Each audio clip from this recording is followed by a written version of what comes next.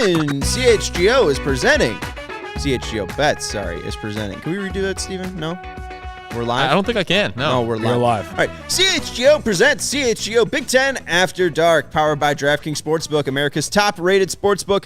Download the app today and use promo code CHGO when you sign up. You place a bet of $5 and get $200 in bonus bets instantly for all new customers. What a deal, especially to entertain yourselves. If you're single on this Valentine's Day night, I will be trying not to check my phone, trying not to go to the bathroom at least 3 to 4 times tonight during my dinner. I'm Sean Anderson. You can follow me on Twitter at Sean_W_Anderson. Also live with me in Studio A of our CHGO offices in the West Loop of Chicago is Cody Del Mendo. You can follow him on Twitter at Cody_CHGO. And our poor friend, Greg Braggs, is with us as well. You can follow Braggs on Twitter at GBraggs Jr. 23. I'm sorry, Greg. How you doing, buddy? Nothing to be sorry about. Yeah, we all would like do-overs. You want a do-over for the start? I want a do-over of those last 4 minutes of the Northwestern game. I feel that. Wait, Northwestern game? What? I thought you were a Purdue fan. Wait, what? Northwestern, Greg? What happened? Could you just explain? As a person on this show, I think you just need to illuminate people, inform people on what happened. A rugby match is what happened. The Boilers are trying to play basketball, and Northwestern's just trying to tackle everyone on the court, including their head coach, Chris Collins, grabbing Fletcher Lawyer. Literally, it's on video. He's grabbing Fletcher Lawyer at the end of the game while he's on the court. At one point, Mark Carman is sitting on the score table, and mysteriously the shot clock stops working. And then they're like, oh, let's review it. Chris Collins is yelling, review, it's your shot clock, operator. Get your stuff together, Northwestern. And then they storm the court on my poor Boilermaker players before they can even get off. What is going on here at Welsh Ryan? That's what happens when you storm the court, Braggs. Like, as soon as the seconds run out, they storm the court. No, you politely let the players get off first. Politely.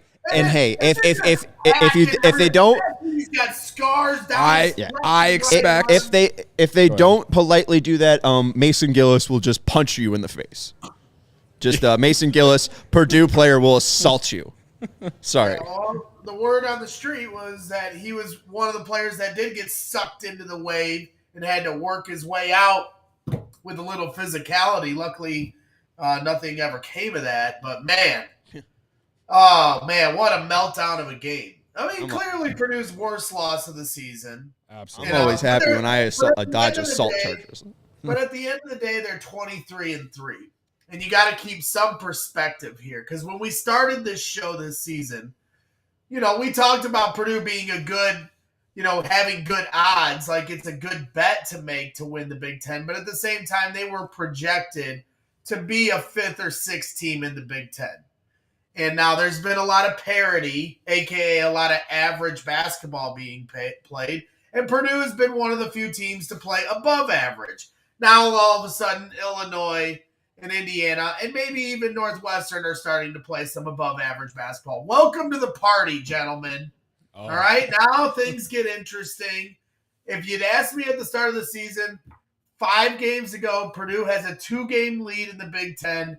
Would you take it? I absolutely would every single time. So, Gary, you can talk all the crap you want in the chat, but Purdue is still in control of their own destiny. 23-3 on the season. One of the best teams in college basketball, not just the Big Ten. And I'll take that all day, every day.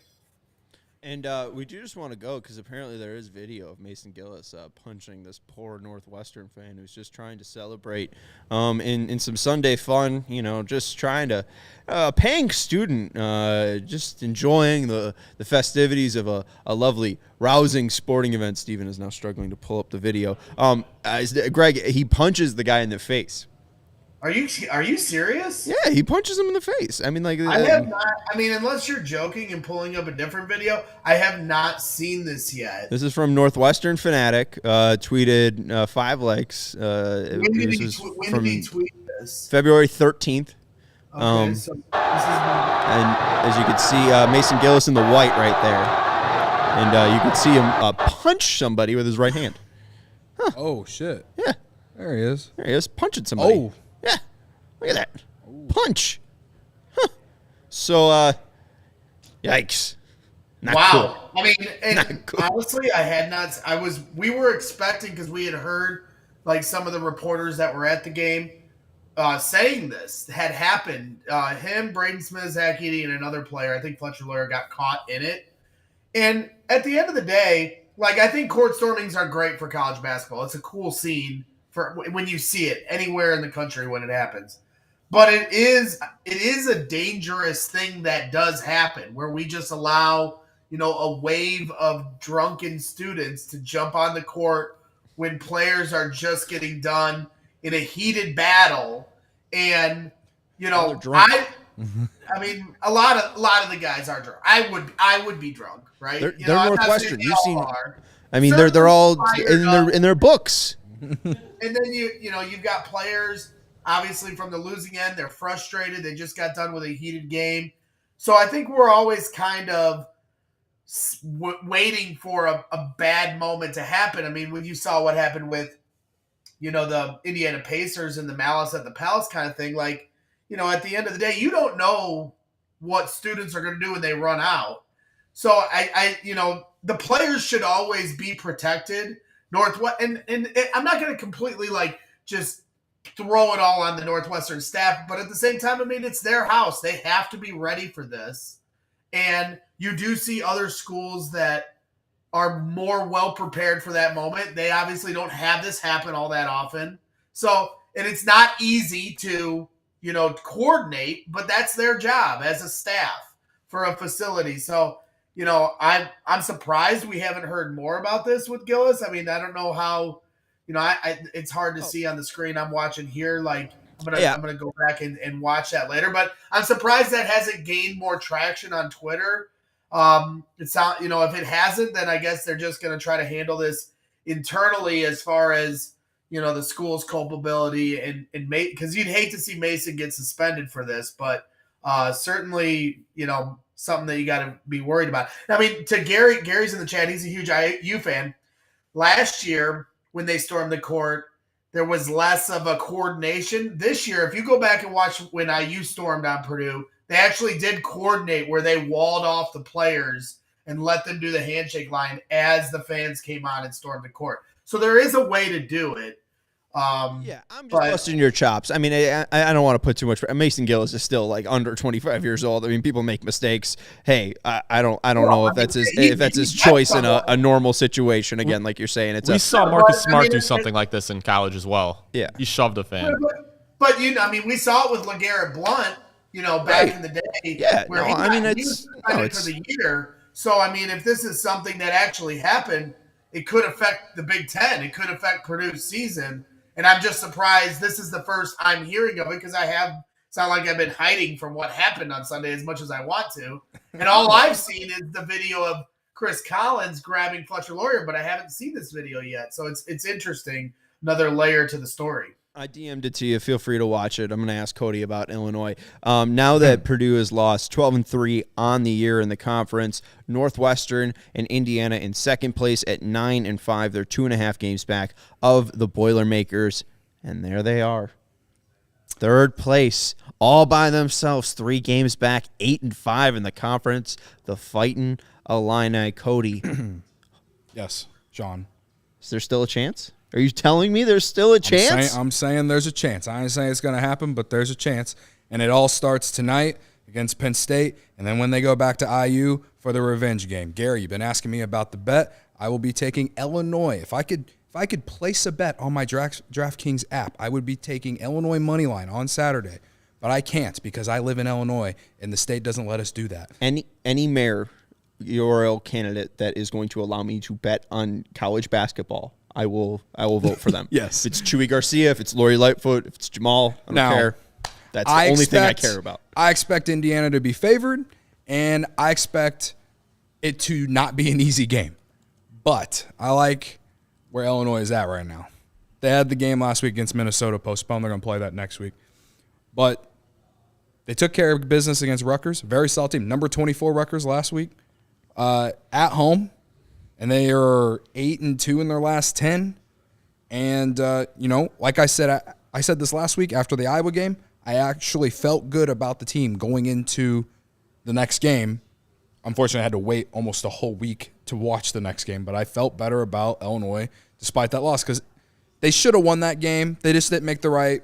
They didn't make the right plays at the end, and they fouled too much. As much as I think the Big Ten refs suck, and Braggs, I will agree with you. The Big Ten refs suck. Like they find a way. They don't necessarily decide games, but they make games about them sometimes. To be fair, what refs are good?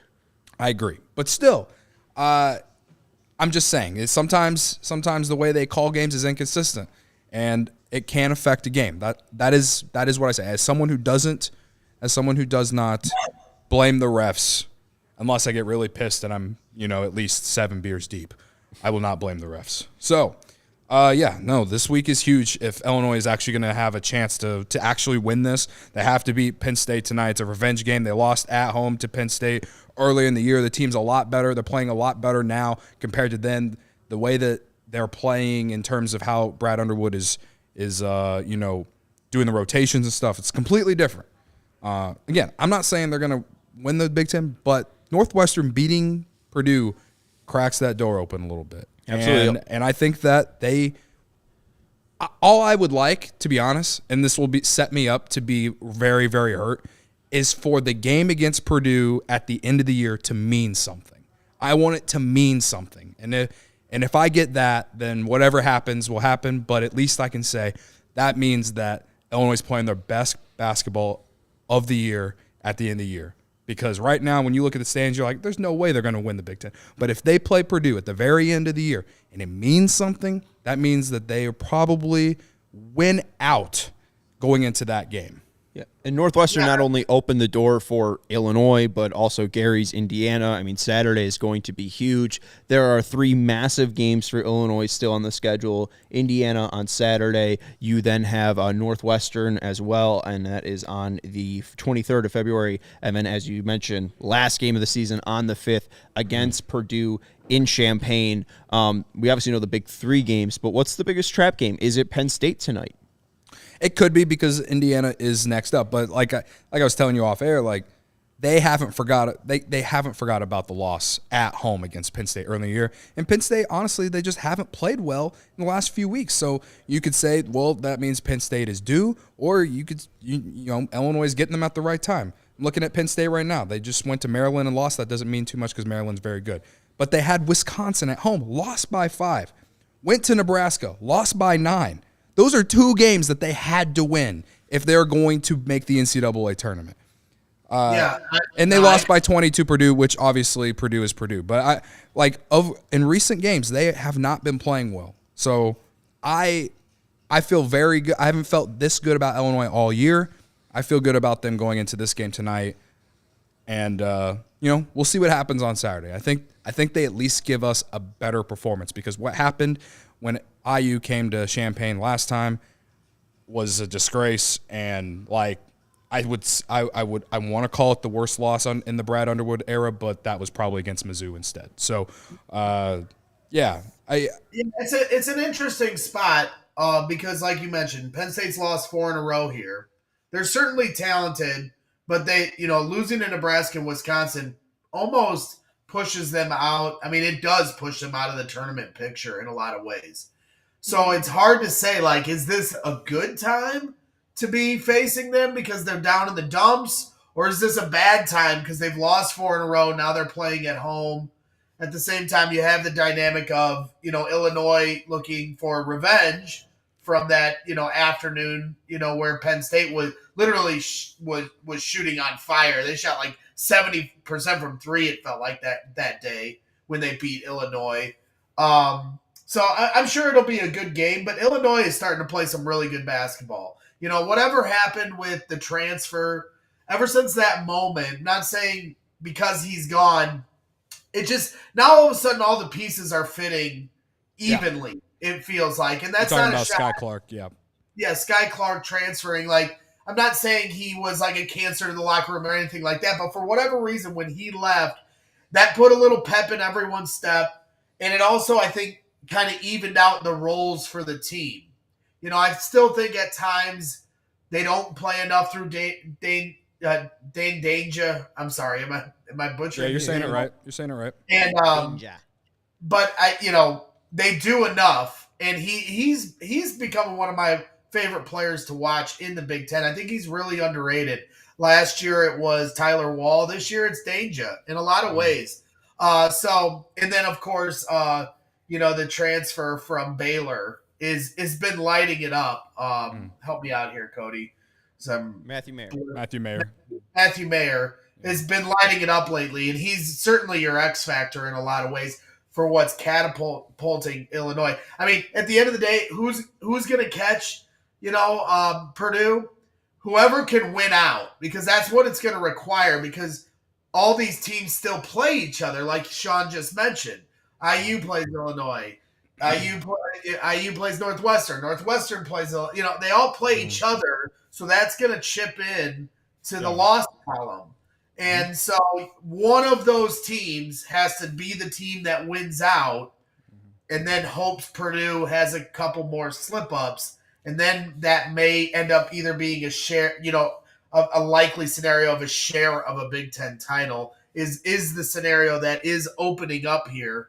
But Purdue's still in a really, really good spot, but they have games they have to win, and they have the schedule doesn't really get any easier. Well, with Purdue's schedule, obviously the Illinois game, they could make it kind of obsolete. If they just win all the games up to the Illinois game, Illinois really can't catch up to them. If there is a roadblock in before Illinois, like where's the spot that Purdue could slip up to allow Illinois to catch up to them to make that March 5th game matter? This Maryland game coming up on Thursday is no pushover for Purdue. I mean, we talked about it, like, when was Purdue going to have their turn? Everyone's had their turn, like going through the grind of the Big Ten. And Purdue's having it right now. They've lost 2 of 3, and now they're going to Maryland, going to College Park. And Maryland's a good basketball team. They're right up there in the top 4 or 5 teams in the Big Ten. Some would argue they're the second best team in the Big Ten. Maybe not record-wise, but as far as how they're playing. And they barely beat Maryland at Purdue. So, and Maryland poses the same kind of problems Northwestern does. Because here's the interesting thing that we talked about, on my Purdue coverage that we did on my personal postgame show for Purdue is the 3 losses they have are against 3 teams ranked in the top 30 of defensive efficiency. Rutgers, IU, Northwestern. Teams with length, teams that get up in you, and teams that may give you problems or Purdue problems getting across the half-court line and getting into their offense and running their system. Maryland is one of those teams. They have length, athleticism. They play good defense. So this game right here on Thursday is going to be a big one, because then they play Ohio State, who's a very beatable team, at Mackey Arena on Sunday. So if they can get through that one, then all of a sudden you can take a deep breath, because then, of course, a week from now, next Saturday, is when Purdue takes on IU again. Gary's IU, Indiana Hoosiers, back at Mackey Arena, which is going to be the big showdown. If Purdue loses one of these next 2 games, all of a sudden that game next Saturday becomes monumental in a lot of ways for both teams. Well, and kind of the pack will become a lot clearer on Wednesday, as well as Northwestern will take on Indiana at Welsh Ryan. So, again, that's going to be a huge game. We're going to talk about a lot of those games in our last segment. We're going to pick them. Basically, we're going to look at all these games and talk about who we like. We got 5 games on the slate that are really, really going to define what the Big Ten looks like next time we have an After Dark. So we'll end talking about some of those games. It is huge for Northwestern, though. Mark Carman, I think, left all of these Northwestern pieces of gear here on purpose. They're winners of 3 straight. I thought after they lost to Iowa and Michigan, they were done, but they've beaten Wisconsin and Ohio State at both of those places, at Wisconsin and at Ohio State. And, I mean, you go in and beat Purdue. That's huge. Greg, someone reached out and said, Greg's doing a fantastic job. It really wasn't about the refs or anything on Purdue. It was how Northwestern forced turnovers. And maybe if a team replicates what Northwestern and what Indiana have done to Edie, I mean, a season-high 6 turnovers. They only did that against West Virginia early in the season. If they're able to replicate that type of pressure, maybe Purdue starts to crumble. But Northwestern, it's not an easy road as they have to face Iowa, who they've lost to again. Indiana is a tough matchup. They only won that last game by 1. Illinois, Maryland, Penn State, Rutgers. It's a tough road for the Wildcats, but hey, it does look like they might be dancing again if they fan out strong. They scrap through every game. Like, I think a lot of people have doubted them. Even Mark, when we had him on, just a few weeks ago, and I told him then that they were a lock to make the March Madness, and he didn't want to go there because I think he didn't want to jinx it. Mm-hmm. But I was willing to go there because they play defense, and defense travels. They play good at home. They're tough to beat at home, and they play pretty well on the road for a team like Northwestern that normally struggles. So yeah, I mean, the start of the show where I went off about the refs and the shot clock operator and Chris Collins grabbing Fletcher Lawyer is a lot of tongue in cheek. I mean, there was a lot of that, but Purdue's going to find those games. Any team in the Big Ten is going to find those games where the refs are all over the place and sometimes swallow their whistle or sometimes just are having a bad game. At the end of the day, Purdue beat themselves just as much as anybody else beat them. And that is, in a lot of ways, in the last 2 years, I mean, they've only lost 1 game by more than single digits. Even and that was Michigan last year. They haven't lost many games, but when they do, and a lot of the times, it's because they beat themselves with turnovers. So, I'm not quick to go to the refs. So I don't know who sent you that message, but I appreciate the support because I am trying to keep a little integrity with my, I know I'm biased, but I'm going to give you my best Big Ten takes I can. As you know, you're laying it brick by brick, and if the integrity between the bricks, if the whatever the hell, caulk, I don't know, what we would put between bricks, Mortar. some sauce, mortar. If the mortar, if it doesn't have good integrity, house is going to fall down, So, but yeah, you got a ton of integrity, Braggs. And hey, Gary, we got integrity. I'll just say this: if your team beats Carm on Wednesday and Cody's team on Saturday, and they're 3-0 against the CHGO teams, maybe not a sandwich bet. Maybe we just have to have Gary on to talk his shit on this podcast next week. Let me ask you this, because this is certainly a trigger point for Purdue, and I don't want to go on too far a tangent, so I apologize. But I'm gonna rile Gary up a little here because it is interesting. IU has moved up to 14th in the country, basically back to where they were in the preseason rankings. They're making Purdue sweat a little bit. Trace Jackson Davis has played unbelievable for the last 6 to 7 weeks. Xavier Johnson seems close.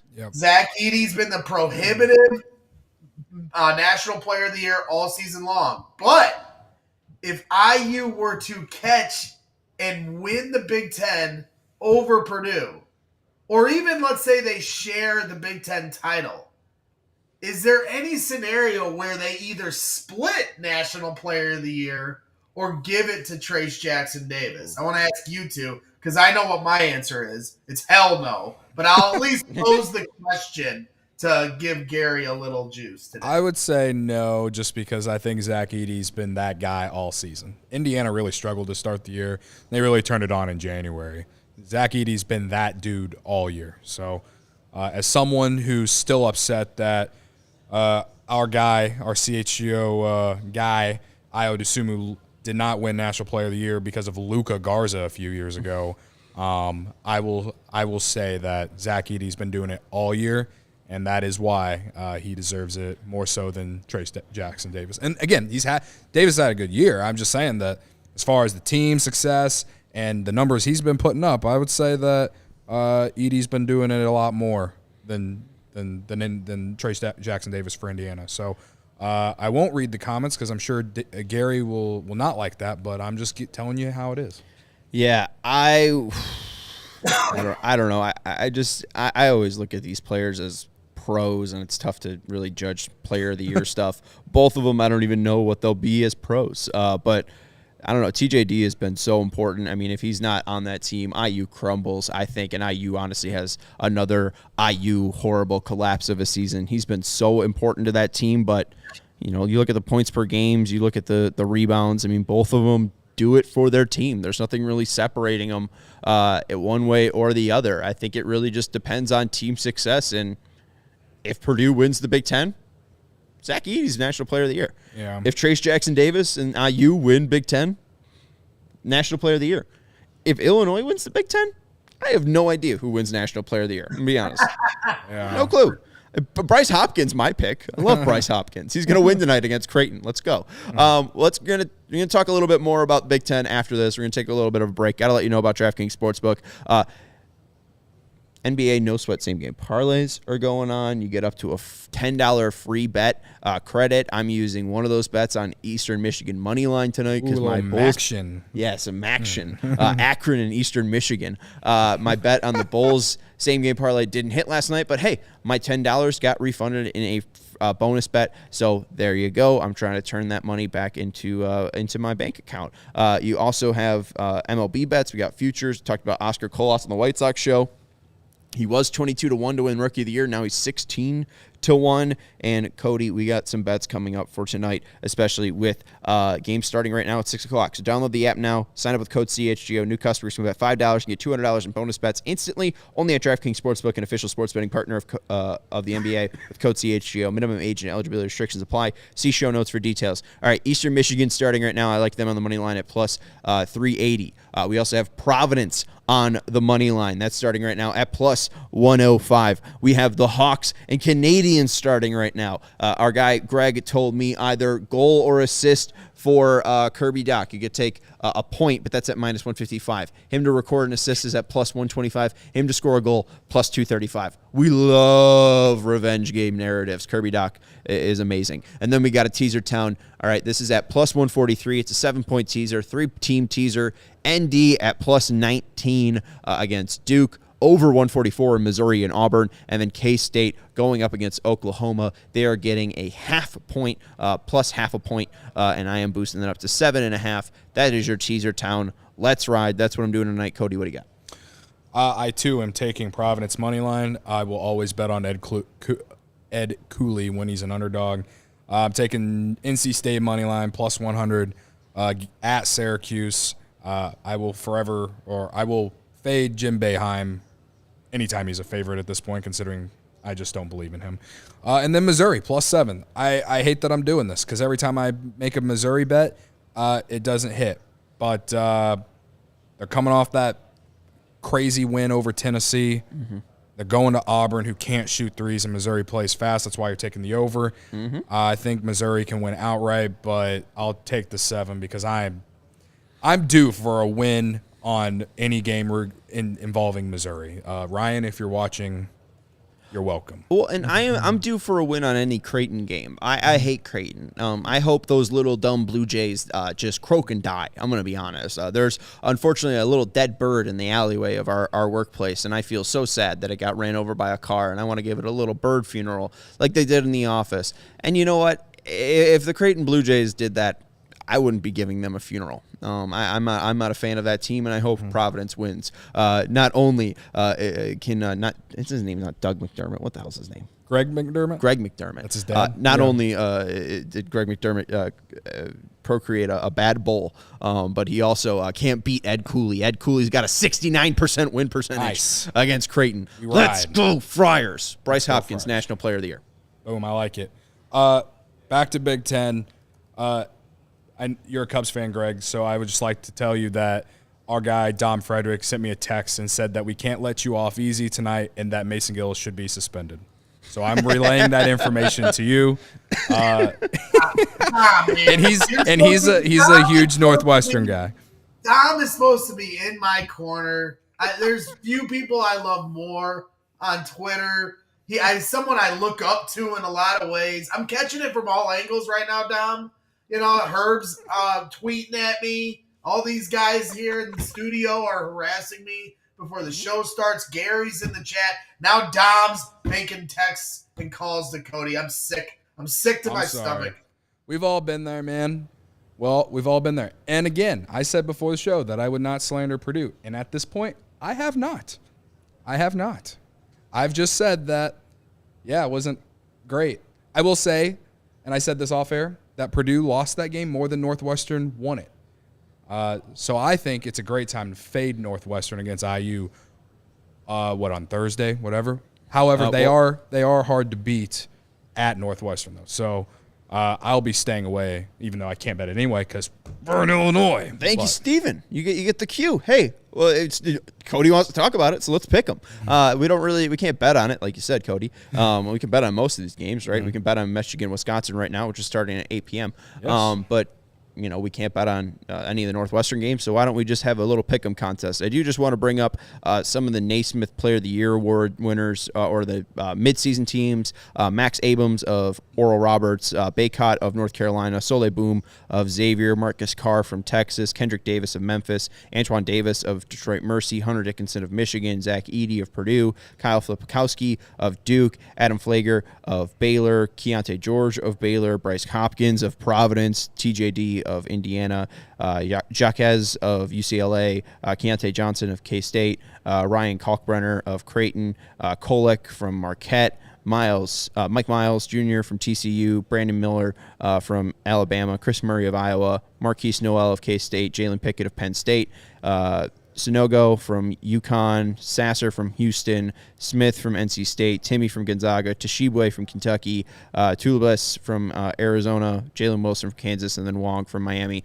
Again, I just want to give shout out to Bryce Hopkins. If they are the number one team of the Big East, let's go Friars. I think Bryce Hopkins deserves it, especially if he shows out against Creighton tonight. I don't really know who else besides like Edey, Brennan though. Miller from Alabama. The number one team in the country right now. It disgusts me because they're not supposed to be a basketball school, but Nate Oates has done some incredible things there the last couple of years. And the fact that they got blown out by Oklahoma, I did have money on Alabama, and that's why I'm mostly pissed off. But that was such a disgusting loss. They just went into Auburn recently and won outright. So.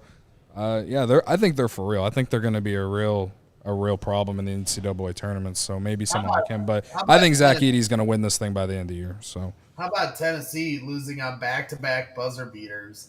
Yeah, I know. Believe me, I know because I live bet Tennessee money line when they were down at half. There you go. And they came all the way back. Not only came all the way back, but took like a 6 or 7 point lead, only to blow it. That is how the cookie crumbles, Cody. Yeah, brutal. Just brutal. Yeah, and Alex is right. I did say earlier, saying a college basketball team isn't good without their best player isn't saying much. If any team that had LeBron James and then lost LeBron James, they'd be probably a lot worse at basketball. Anyways, let's get into the pick'em contest here, boys. We got about, I don't want to say 20 minutes, but, about 10 minutes. Why not? Let's go through these 5 games tonight. We got Michigan, Wisconsin. I will yell at you guys all night. Michigan, Wisconsin. We got this tonight. Braggs, we'll start with you. Who do you like in this matchup? I'm going to take Michigan. A tough loss to IU. Couldn't score in the last 5 minutes of that game at home against IU. But I think they're playing relatively better basketball lately. Jet Howard is a player. If they can find their way to the tournament, it would not surprise me. Every year there's all these teams that play much more consistently than Michigan, and then Michigan is always the last team standing in the March Madness tournament. And a lot of the time it's because they have talent. They have guys that are going to be in the NBA, and Jet Howard is one of those players. And obviously they have Hunter Dickinson. Wisconsin is just a very average team. Typically I wouldn't pick against Wisconsin at their house, but they just are a team that does not scare me, and I'm sure that clip is only going to come back to haunt me when Purdue plays Wisconsin. But that being said, I'm going to take Michigan. Yeah, I'm going to take Michigan as well. And what you're saying about Wisconsin is I completely agree. But what I've watched from this Wisconsin team this year is that when you have athletes, real athleticism on your team, it doesn't matter if you're playing well or not. That will eventually outperform them because if they don't hit threes and they don't get any real production out of Tyler Wall, then they don't hang around. I've watched enough of their games to not believe in them at all. I mean, they went from when They lost Tyler Wall. They were ranked number 4 team in the country, went to Champaign, and got blown out. And I thought, okay, well, Tyler Wall being out is big. Well, he's been back, and they just really haven't played well since on a consistent basis. Outside of, like I said, they beat Penn State the other day. But, there's not been anything, like you said, Braggs, that, like, scares me about Wisconsin. And you could say that maybe this game means more for Wisconsin in terms of their tournament hopes, but you say the same thing about Michigan, too. Both teams need this game if they want to make the tournament, and I'll take the team with better athletes, more talent, honestly, in this scenario. I don't care if it is on the road. This is a rematch, or I guess a revenge game of the slap game, where Juwan Howard slapped a Wisconsin assistant last year, and then Hunter Dickinson talked a ton of crap about Wisconsin. Wisconsin won that game 77-63. Dickinson went 9 of 15 from the field, 21 and 5. Hunter Dickinson's a senior. If he wants to back up that shit, that'd be really helpful to his Michigan team because they need it. I'll take Michigan just because I have a Wisconsin future, and I think I also had Allen Robinson to score the most receiving touchdowns in 2022. So I just feel like most of my bets, if they're going to lose, they have to be buried. Mm-hmm. So I'm going to bury Wisconsin here. I'll take Michigan, mainly just because of my betting, not because of anything that Michigan has done as a basketball program or anything that Hunter Dickinson has done. I'm fading myself. Let's go to tomorrow, the 15th, at Welsh Ryan, the Hoosiers, Gary Ross's Hoosiers versus Mark Carmen's Northwestern Kitty Cats. Craig Braggs, who do you like in this matchup?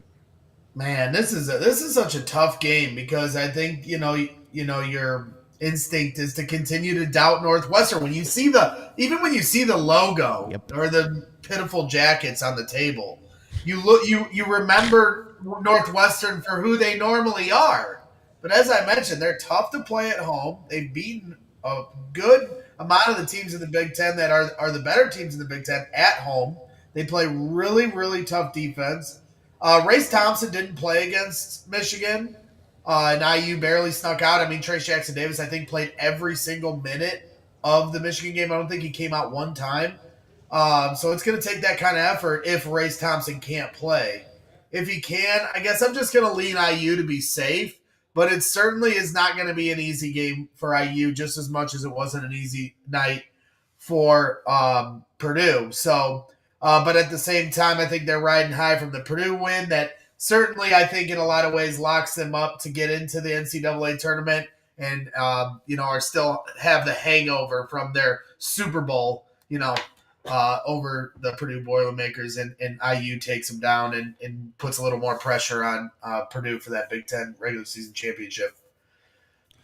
Yeah, like I said, I lean IU here. This is this is a huge letdown spot for Northwestern, and like nothing against Northwestern. The reason that Braggs said what he said about, you look at the logo and you just automatically want to fade them. It's like, well, you got one NCAA tournament appearance in your entire program's history. Again, they have a very solid squad. They play defense. Chase Audige and Boo Buie are very good. And they'll have the home crowd around them, and that place is going to be rocking coming off the win against Purdue. But if Indiana is everything that everyone has been saying all year, they go on the road and win this game.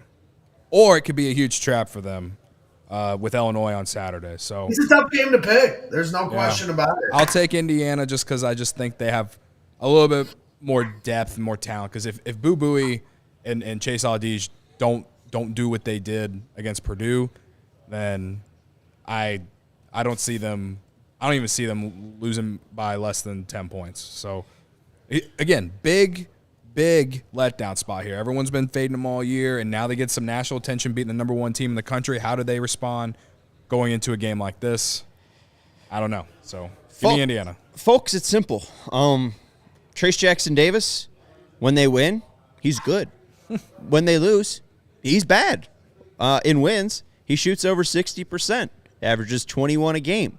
When they lose, he averages under 50% from the field and about 16 a game. We saw how Northwestern game planned around shutting down Zach Edey, forcing his most turnovers this year besides the game against West Virginia where he also had 6. I think that Trace Jackson Davis is in for a hellacious nightmare.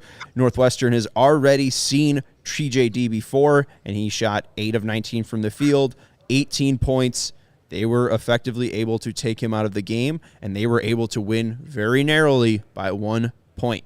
I do like the Kitty Cats to win tomorrow. If I could place a bet, I would take it. And, hey, if the line's fishy enough, I might be driving out to Rosemont, baby, to place it. That was because Nicholson played very well against Zach Edey. And not only that, the double teams that they brought to Zach before he even got the basketball when they tried to feed him into the post, which is very similar to the way, IU tries to set up their offense as well, playing through Trace Jackson Davis.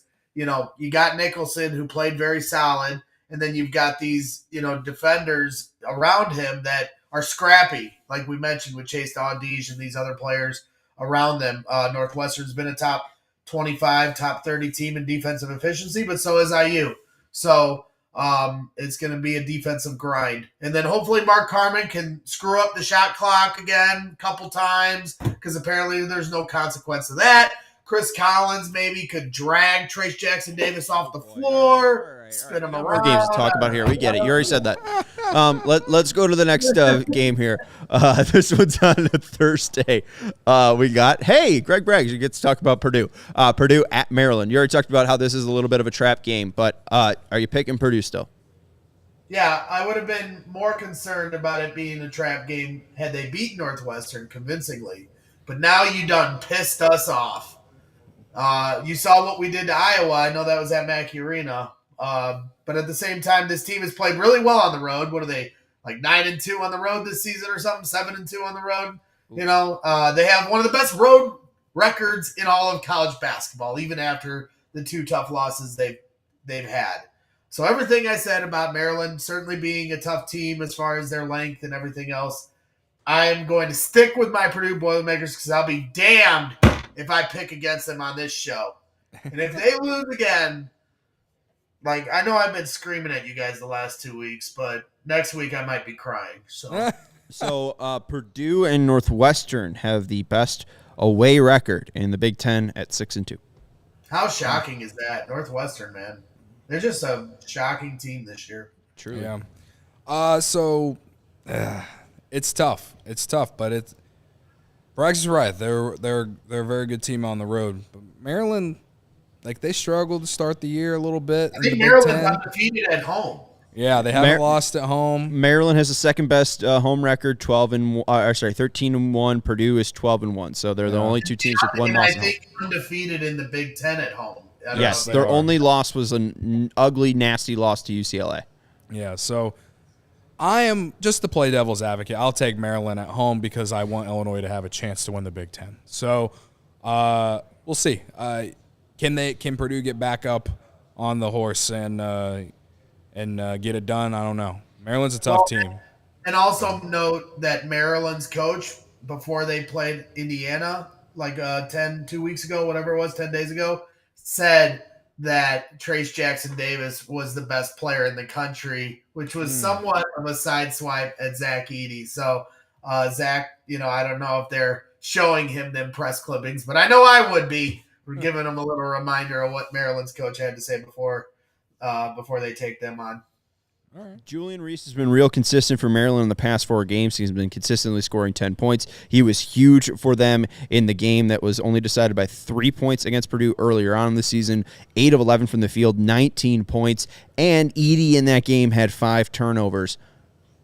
Big thing is boards. 16 boards for Edey, 40 boards for Purdue. They out-rebounded them by 10. Going into Maryland, Cody, I don't think you're playing devil's advocate. I think Greg's right. I think it would have been more of a kind of a trap game, but I think Maryland wins this.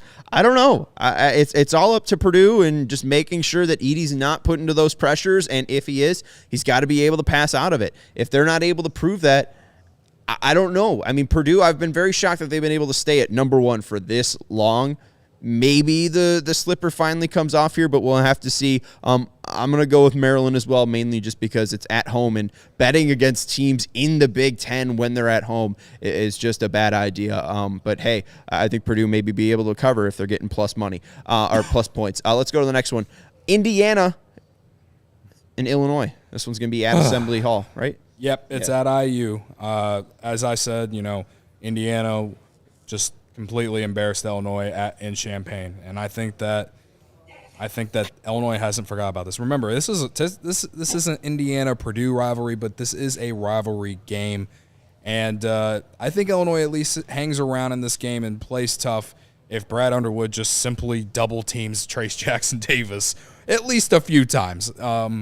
That was one thing that they didn't do in that game, and I envision seeing some adjustments. So we'll see. If Xavier Johnson plays, I won't be feeling too great. He did not play in the last game against Illinois, and IU did what they did. So if Xavier Johnson plays, I won't be feeling too great. But like Braggs, I'm not going to go against Illinois on this podcast. So give me the Illini to upset IU at Assembly Hall, and man, will I be absolutely unbearable on this podcast next Tuesday if that in fact happens. Yeah, I picking Purdue, but it wouldn't surprise me to see them lose because I feel like it is starting to become a crash course for IU and Purdue next week at Mackey Arena. Next 2 Saturdays from now. I think between IU and Illinois, who both kind of resurgent here lately, I think IU is the more legitimate of the two. Not to say that I think both are certainly showing why they were preseason favorites here lately, but I think IU is just a little bit better than Illinois at this point. It's at IU. So I'm going to take the Indiana Hoosiers because, like I said, I think we're on a crash course here for next week at Mackey. And it wouldn't surprise me at all if Purdue falls, and then all of a sudden it really draws up to be this unbelievably huge game.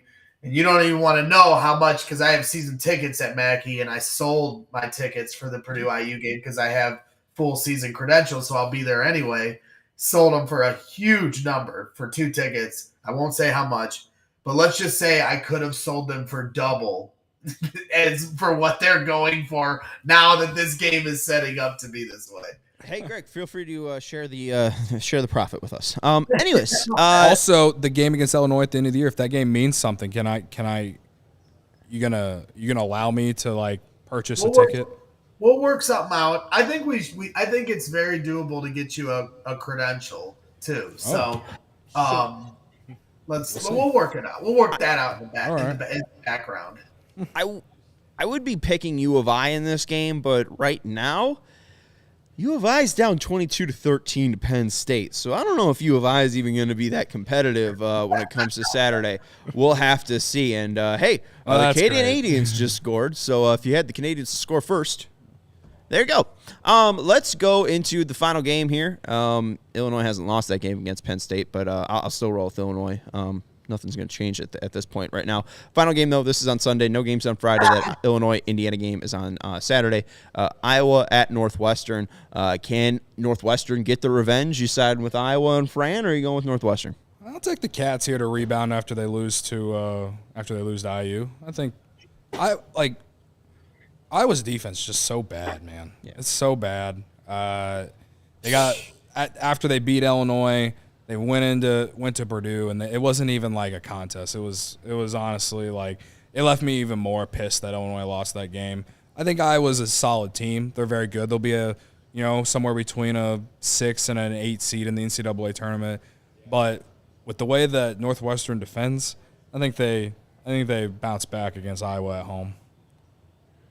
I'm going to take Iowa because every time I see that pitiful Northwestern logo, I know I've talked them up all year because they're scrappy, but I still have no respect for them. So I'm sorry, Mark Carmen. I'm picking Iowa. You guys are going to lose 2 in a row, Mark, and you guys are going to be sweating bullets for your NCAA tournament bid, and you guys are going to have to win a game or 2 in the Big Ten tournament to seal the deal. I will take Northwestern. I just think that, again, Fran McCaffrey – I hate them. So I'm really let's go with Northwestern. If there's anything we agree upon here is that we hate Fran McCaffrey. I would rather see Mark Carman happy than Fran McCaffrey. So I think we let's can go all Northwestern. agree on that. I think even Braggs would agree. I'd with get that tattooed. Honestly, that's gonna do it for Big Ten After Dark. I got to go check my bets. I got dinner to get to. But pull up the picture, Steven. Greg made him put his big boy pants on and made a bet. I just thought we should address this. Oh. The Chicago Bears are winning the Super Bowl next Greg year. he You heard placed it a here bet. first. CHGO Sports. If you watch Jalen Hurts in the Super Bowl, just wait for Justin Fields to get to the playoffs. He will be unstoppable. You can't stop him. You can only hope to contain him with your information. Chicago Bears.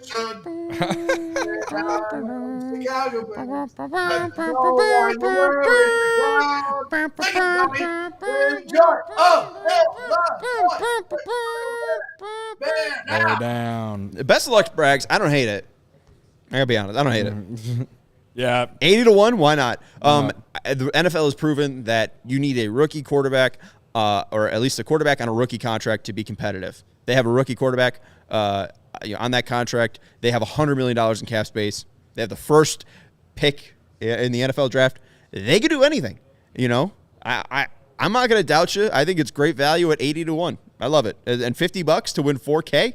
Nice profit there, buddy. I like it. For the sake of morale, I too love it.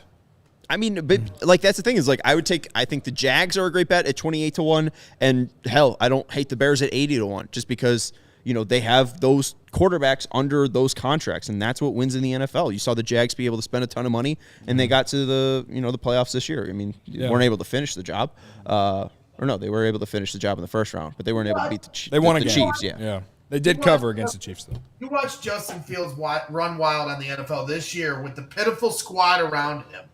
If the Bears somehow find a way to put a playoff caliber roster around him and he is to make the playoffs, he is going to run wild on teams in the playoffs. You will not be able to stop him.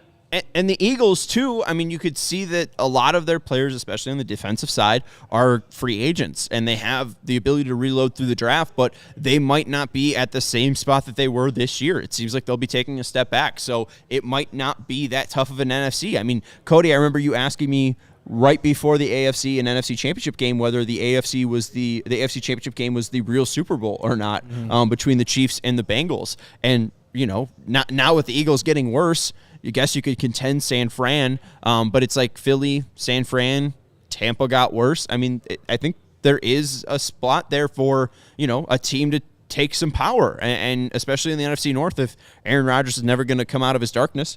Yeah. It makes the Bears' job even easier. All right, Braggs, I love it. Enjoy. Hopefully, we will have a while until that pays off. We'll have about 344 days or something like that. Yeah. By then, everybody will forget when I'm wrong. I will not forget. Do not worry. I know you have a Super Bowl ticket for the Bears in 2023. That's Greg Braggs Jr. You can follow him on Twitter at GBraggs Jr. 23. Braggs in the stands does a great job covering Purdue post-game. So if Purdue has a crazy game against Maryland, win or loss, Braggs will be live post-game doing his great coverage over there. You want to plug?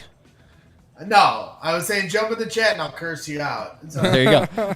And that's Cody Del Mendo. You can follow him on Twitter at Cody_CHGO. I know he's itching to go watch his Illinois Fighting Illini play Penn State. So I'm Sean Anderson. You can follow me on Twitter at Sean_W_Anderson. Thank you to Stephen Nicholas for producing the show. We'll talk to you tomorrow when we are Millionaires at 3 p.m. Goodbye.